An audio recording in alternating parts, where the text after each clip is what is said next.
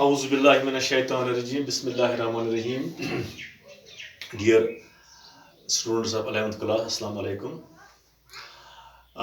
We are in 11th class education. The subject for today is universalization of elementary education. Uh, Actually, we are in know that what does elementary education mean. Elementary education means the education which is being provided to the student, whether he is girl or boy, at the age of between the age of 6 to 14. That is called this elementary education. Now today's topic is universalization of elementary education. Means we have to make this universalize. Means to everybody should be brought in this stage. So from 6 to 14, every one of our students should be sent to the school for this primary education. You see, in the ancient times, this was privileged only to a few classes. Because تِمن ٲسۍ پرناوان صرف یِمنٕے پیٖرنٕے تہٕ تِم ٲسۍ مطلب ٲسۍ پران سبق وبق باقٕے گٔیے باقین معاملن مگر چوٗنکہِ now it has become very important that we should provide education to all, because education is modification of everybody's behavior. So that is why this was given, that everyone, whether he is a poor or a rich or rural area person or a urban area, the education should be given to all. The universalization of education, this concept was in ancient times, education was privileged, which is relatively few people among. But today it is generally accepted that everyone has a right for education. All the states are providing free and compulsory education to all from age group of 16 to 14. That much I told you already. Now we have stages for the universalization of education. There are different stages. The first stage is a universalization of provision school facility to between age group of 6 to 14. Now this universalization of education should be at the age group of 16 to 14. That the education should be provided to the age group of 6 to 14, and the school should be within walking distance. Because in the ancient times, few decades, the schools were not. They were far off places. There was one or two schools in an area, a big area of the primary, two to three primary schools, middle school, and high school. Only one high school. Only one higher secondary was in a one tehsil. Nowadays, this has become a trend that the school should be this walking distance. There should be no any kind of problem for a little students, little boys who are figuring in age group of 16 to 14. They should have the school within their distance of 1 kilometer as the provision of SSA. The another one is universalization of enrollment. Enrollment drive should be there. All the students should be given to the education, basic education, in the primary education.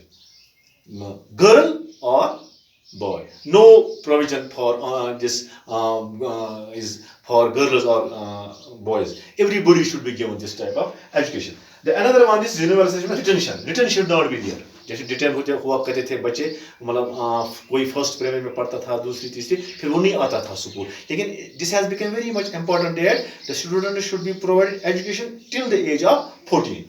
Now we have the problems of this universalization of education. Non-cooperation of parents.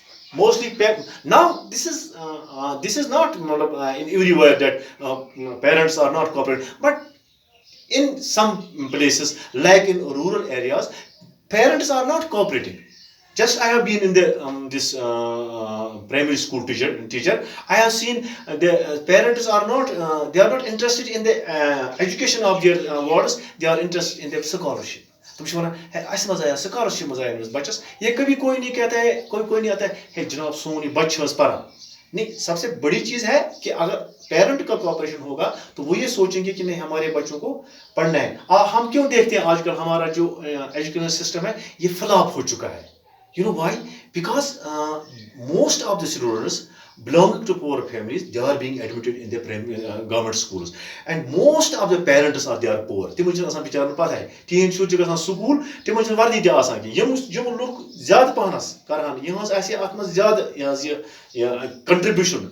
Bach paranas man tum soza panus bach private school man. Netij nara yum गरीब बच्चे आसान जो गरीब बच्चे होते उनके बारे में कोई पूछताछ नहीं होती है. यही वजह है कि you see the students from the government schools are very weak because their parents are not cooperative. The even teachers too are not much interested. Sure, this is failure of this क्या कहते हैं ये जो system का failure है कि इन स्कूलों में बच्चे जो हैं they are very much weak. यही वजह होती है कि असल में जो तालमेल होता है वो आपस में नहीं होता. और दूसरी बात है large birth rate.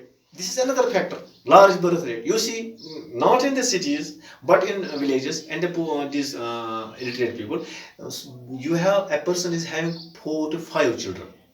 He is not able to give the proper education to them all, but he is choosing only one. He is choosing especially a boy.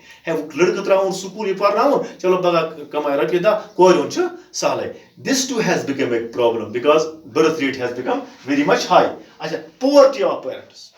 This is another factor. People are poor, they are not providing good education to their students. Now, but now what is now the this plus point in the education system? Now the trend has changed. Now the students are being given free education. There is no any kind of fee. There is no any kind of uniform problem. There is no any kind of even midday meals being provided to the students. Now this is the education is totally. It has become very very easy for all, whether it is poor or rich. Education, elementary education. At the elementary level, students are given all facilities. Even this has been said in last year that the girl students should be given a scholarship. Now the scholarship is being also given to the students. This now, I think at this stage we are very much successful in universalization of elementary education, whether it is in village or in city. Everybody, even a person, if he is poor person, he too is trying his best